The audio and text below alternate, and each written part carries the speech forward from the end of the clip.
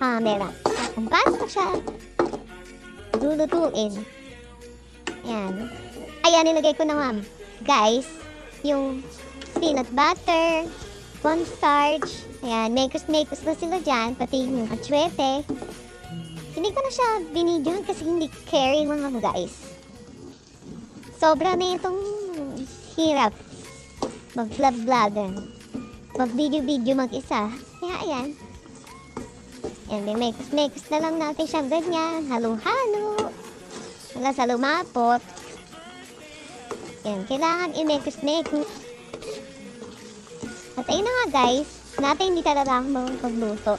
Wala akong alam sa pagluluto.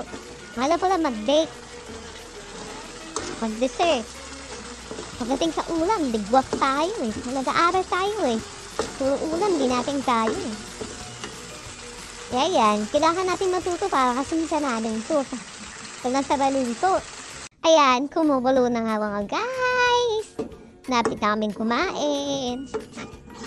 Pinapalapos ko na lang siya guys. O, diba? Yan, may mga buo-buo na natin. O, yung mga basher natin dyan, o. Nagbasa na naman. Siyempre, hindi tayo perfect kung magluto. Kaya nga, homemade eh. Yan. O, tingnan lang kung na to. First time po alam magluto na ito, guys.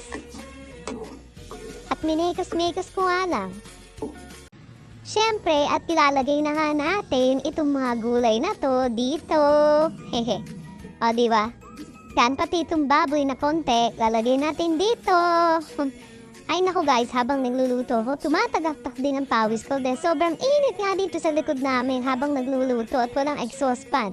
Ayan, lalagay na natin. Imimekos-mekos na natin sila dyan ngayon. Kainan time! Yan, finish na nga guys. Kainan na. Kare-kare natin. Ayan, with matching prutas. Mapaparami na naman ang kain si Mother Earth ko. Ayan. Siyempre, hindi mawawala to. Eto.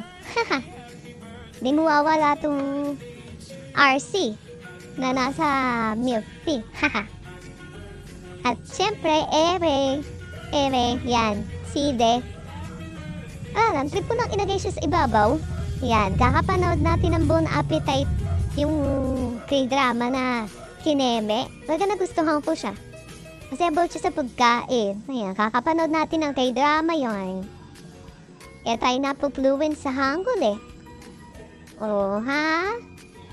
Kainan time! Arap na guys! Tara! Let's eat!